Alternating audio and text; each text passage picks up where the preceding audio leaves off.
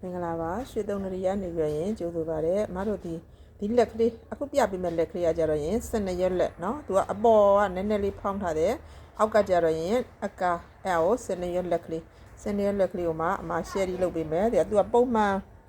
ဒီလက်ကလေးကလေဒါပုံမှန်အပေါ်ကနည်းနည်းလေးဖောင်းနေတယ်ဆိုလို့ရှိရင်အပေါ်မှာနည်းနည်းအဖောင်းယူထားလိုက်အဲ့ဒါမှအမတို့ခွဲကားယူပေးထားတလက်မှ20တလက်မှ20အခွဲကားယူပေးထားတာကိုမှဒီကြားတဲ့အကားလေးတွေကလေကိုလိုချင်တဲ့လောက်ကိုကားချင်တဲ့လောက်ဒီအကားလေးတွေကထည့်ပေးလို့ရတယ်နော်ဒါဆိုလို့ရှိရင်ဒါတလက်မကွဲအကားထည့်ထားနော်တလက်မကွဲအကားထည့်ထားတာဘိုးကအဲ့လောက်ကြီးမကားချင်ဘူးဆိုဒီကြားထဲမှာတလက်မနော်အဲ့လောက်ကလေးချလို့ရတယ်အခုဒါလေးညှက်ပြပေးမယ်နော်ညက်အဲ့ဒီဒါ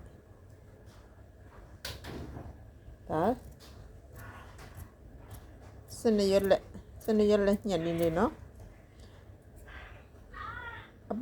အပေါ်ပေါင်းလေးပဲပတန်လေးရလေအပေါ်မှာပုံမှန်လက်ဖောင်းလေးပဲအဲ့လက်ဖောင်းလေးကိုမတို့အောက်ကပတန်ကိုမှခွဲကားလုပ်လိုက်တာ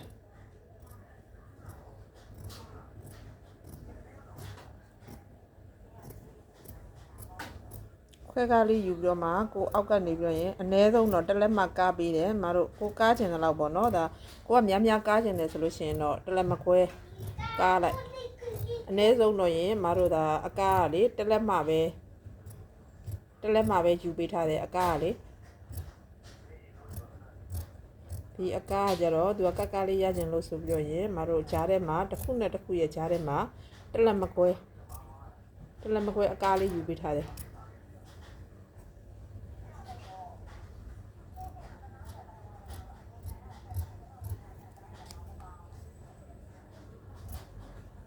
စနေရွက်လက်အပေါ်ကလေအများကြီးမဖောင်းမတို့ဒါတော်တော်လေးပဲယူပေးထားတယ်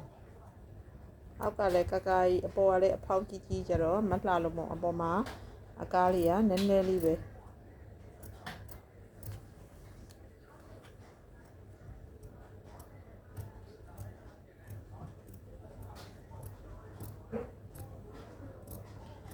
တော့မှအောက်ကနေကြတော့အနားကိုတေးသေးလေးလုံးပြီးတော့ရင်ဒါတက်လိုက်ရုံပဲအဲ့ဒါဆိုလို့ရှိရင်စနေရွက်လက်ဖောင်းပတန်လေးရသွားပြီเนาะဒါလေးစနေရွက်လက်ကိုမှဘယ်လိုယူရမယ်ဆိုတာကိုမသိတဲ့ခေတ်တွေအတွက်မတို့တရားလေးနဲ့ share လုပ်ပြလိုက်တယ်เนาะ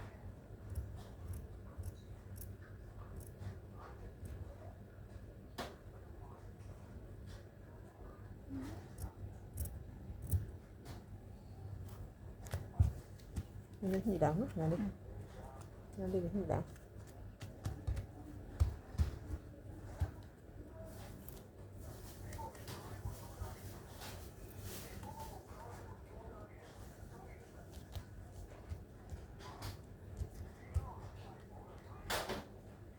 ညှိ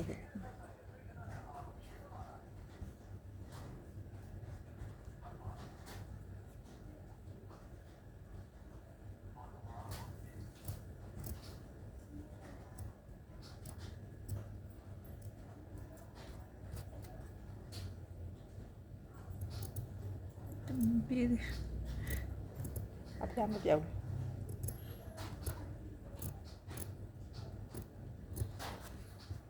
ဒီနားလေးနည်းနည်းလောက်ဒီနားအပြားမောက်အဲ့ဟာလေးကိုနည်းနည်းတိဒ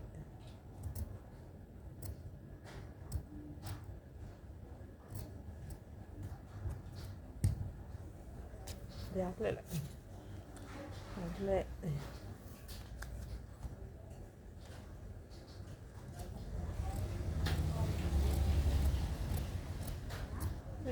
ဒီအဲ့နာမောက်နေတယ်ညက်ချက်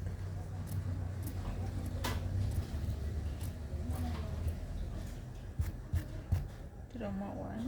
ညညှိလိုက်ရ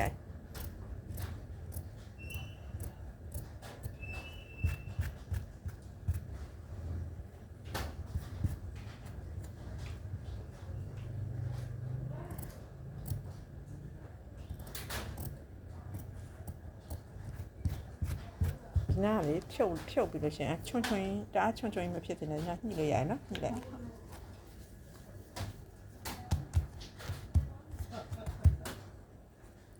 သူကအောက်ကကားလိုက်တဲ့ချိန်ကျအဲ့ထိတ်ကလေ